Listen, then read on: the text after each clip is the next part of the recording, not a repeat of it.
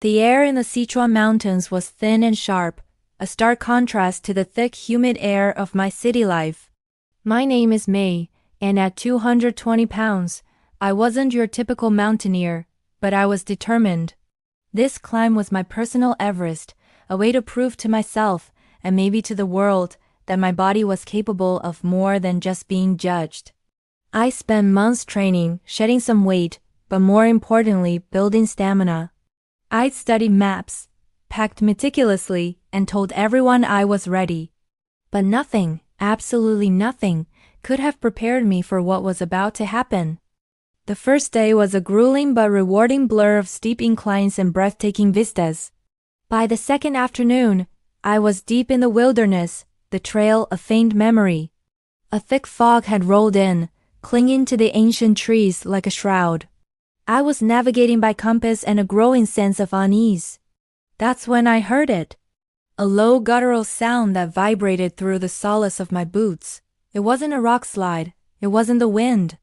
It was alive, my heart hammered against my ribs. I froze, straining my ears, my breath catching in my throat. Through the swirling mist, a colossal shape materialized. It was a brown bear. Massive, powerful, and standing less than 50 feet away, its dark, intelligent eyes locked onto mine. The world stopped. Every survival documentary I'd ever watched, every article I'd ever read, screamed one thing: don't run. My legs felt like they were made of stone, rooted to the spot. The bear huffed, a plume of steam erupting from its snout. It took a step forward. This was it. This was where my story ended. Slowly, ever so slowly, the bear rose onto its hind legs. It towered over me, a terrifying silhouette against the gray sky. My mind was a whirlwind of panic. Should I make myself big? Should I play dead? My pack, heavy with food, suddenly felt like a beacon. The scent of my trail mix and energy bars must have been irresistible. The bear dropped back to all fours and took another deliberate step, then another. Its head swung from side to side, sniffing the air. My survival instinct, raw and powerful, finally kicked in. I had to think. I remembered reading that you should make noise, to show you're human and not prey. My voice was trapped in my throat, a choked whimper the only sound I could manage. But I had to do something. My fingers fumbled at my backpack's side pocket, searching for my water bottle. My hand closed around the cold metal. With a surge of adrenaline, I unclipped it and, with all my strength, threw it to the side away from me. It clattered against a rock face with a loud echoing clang. The bear's head snapped towards the sound, momentarily distracted. It was my chance. Don't run. Back away slowly. I took one trembling step back, then another. My eyes never left the bear. It watched me, its massive head tilted. It seemed to be considering its options, the strange noisy object, or the slow-moving meal. It took a hesitant step towards the water bottle, sniffing at it curiously. I continued my slow retreat, my heart a frantic drum against my ribs. Each step felt like a mile. I had to get out of its sight, break the line of contact. I was backing towards a dense thicket of bamboo. If I could just get into it, maybe I could disappear. The bear seemed to lose interest in the bottle, and its gaze swung back to me. It let out another low growl, a clear warning this time. I was still in its territory. Time was running out. I was just a few feet from the bamboo. I took a deep breath, braced myself, and turned, plunging into the dense growth. The bamboo stalks whipped at my face and arms, but I didn't care. I pushed deeper, scrambling, crawling, fueled by pure terror. Behind me, I heard a crash as the bear followed. It was faster than I could have imagined. I could hear its heavy breathing, the snapping of bamboo stalks under its immense weight. It was right behind me. There was no outrunning it. I stumbled, my foot catching on a root, and went down hard. Pain shot up my ankle. I rolled over gasping and saw the bear bursting through the bamboo, its maw open. I scrambled backwards, my hands digging into the damp earth, a scream finally tearing from my lungs. But then, something incredible happened. As I pushed myself back, my hand hit something hard and metallic, my trekking pole. I had dropped it when I fell. Without thinking, I grabbed it. The bear lunged. I swung the pole with every ounce of strength I had, the metal tip striking it square on the nose, its most sensitive spot. The bear roared, a sound of pure fury and pain, and reared back, shaking its massive head. It swiped a paw, claws extended, catching my leg. The fabric of my pants ripped, and I felt a searing pain, but it was a glancing blow.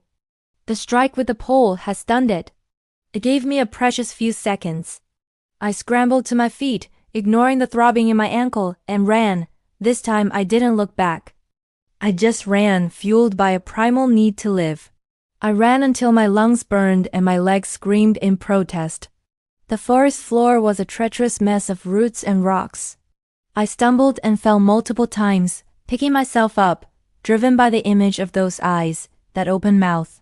Finally, gasping for air, I collapsed behind a large rock outcropping, my body trembling uncontrollably. I listened, my ears straining for any sound of pursuit. There was nothing. Just the wind whispering through the trees and the frantic beat of my own heart. I was alone. I had survived. Tears of relief, pain, and shock streamed down my face. I looked at my leg. 4 long gashes were bleeding freely, but they didn't seem too deep. My ankle was swelling rapidly. I was alive, but I was injured, and still miles from safety. The sun was beginning to set, painting the sky in hues of orange and purple. The beauty was lost on me. As darkness fell, the temperature plummeted. I knew I couldn't stay put. I had to keep moving, or hypothermia would be as deadly as the bear. I used my remaining trekking pole as a crutch, fashioning a makeshift bandage for my leg from a spare t-shirt in my pack. Every step was agony, but the memory of the bear was a powerful motivator. I ate a crushed energy bar, the first food I had in hours, and forced myself to drink water. The night was long and filled with terrifying sounds. Every snap of a twig, every hoot of an owl sent a fresh jolt of fear through me. I didn't sleep. I just kept moving, one painful step at a time, navigating by the faint light of the stars. Dawn arrived, and with it, a renewed sense of hope. The fog had cleared, and in the distance I could see a thin wisp of smoke curling into the sky. A village? A ranger station? It didn't matter. It was a sign of human life. It was miles away, across treacherous terrain, but it was a goal. A destination. That smoke became my beacon. The next hours were a testament to human endurance. I pushed my body far beyond what I thought was possible. My weight, which I had so often cursed, now provided reserves of energy I desperately needed. My training, all those grueling hours on the stair climber, had forged a mental toughness I never knew I possessed. I focused on the smoke, on putting one foot in front of the other. The pain was immense, but the will to live was stronger. Finally, late in the afternoon, I stumbled out of the woods and onto a dirt road. A farmer on a rusty tractor was heading my way. He stopped, his eyes wide with shock at my appearance, torn, bloody, and exhausted. I tried to speak, but only a croak came out. He helped me onto the tractor and took me to his village. I had made it. In the quiet of the small village clinic, as a doctor stitched up my leg, I had time to reflect.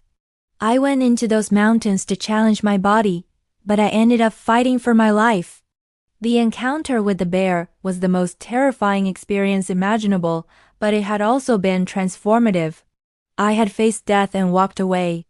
I had discovered a strength within myself that had nothing to do with the number on a scale. Lying there, battered but alive, I knew one thing for sure. I was a survivor, and my journey was just beginning. Thanks for listening. If my story moved you, please give it a like and subscribe for more.